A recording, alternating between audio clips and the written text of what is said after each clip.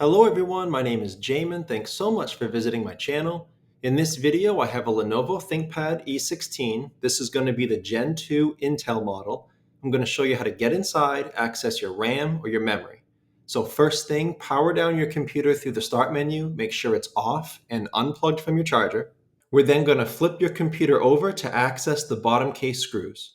This video is laid out like an owner manual or an instruction manual, and I'll guide you through the process of accessing your components.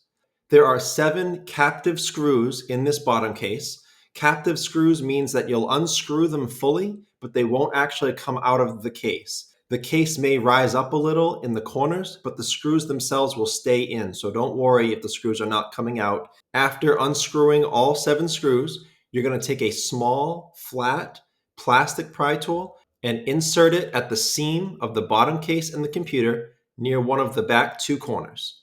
After lifting it up slightly from one of those 2 corners, you'll be able to proceed down here with another pry tool and get this section off and then start unclipping the rest of the bottom case. Once you do, this is what you're looking at for the inside of your computer. Now, as a general computer repair side note, whenever I'm working on a computer in my shop, it's sitting on an anti-static mat. Either that or an anti-static bracelet are great ideas to avoid damaging anything in your computer when you're working on it. If you would like any assistance with tools or supplies for your computer project, as well as any replacement or upgrade parts for this specific model computer, the E16, there will be a link above, also below in the description, and it will be a list of all the tools and supplies that I use, as well as all those replacement and upgrade parts for this model computer.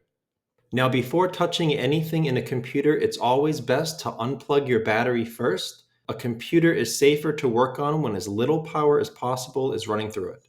This is your battery right down here. It's held down by these 3 screws near the red arrows, and it plugs into the motherboard here near the green arrow.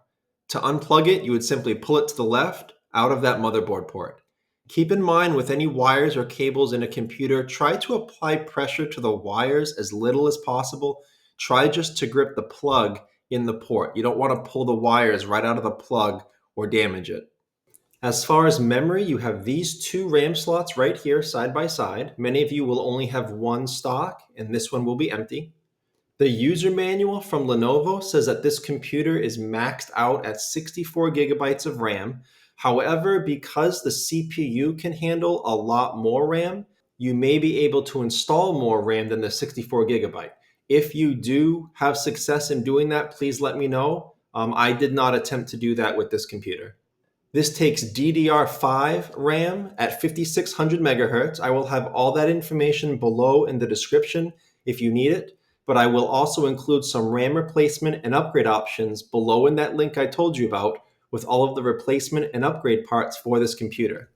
Many of you will have a 16 gigabyte stick that comes with the computer. So in that list, I will have a single 16 gigabyte stick.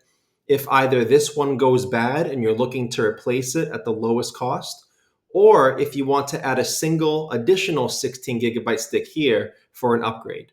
In the event that this stick went bad and you want to buy 2 sticks of 16 gigabyte RAM to give yourself an upgrade, I will also include a 32 gigabyte kit, which will have 2 16 gigabyte sticks.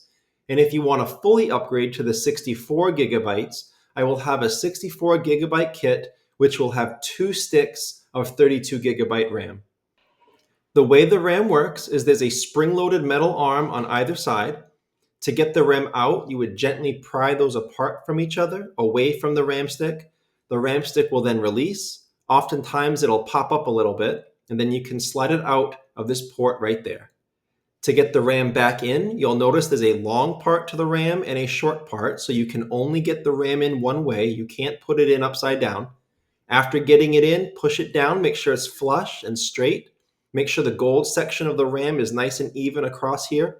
And when it is, you just press in the center, and these metal arms will latch onto it and hold it in place. If you are here to upgrade your RAM, it's most likely you're looking for better speed, better performance. Another great way to get better speed and performance is by upgrading your storage.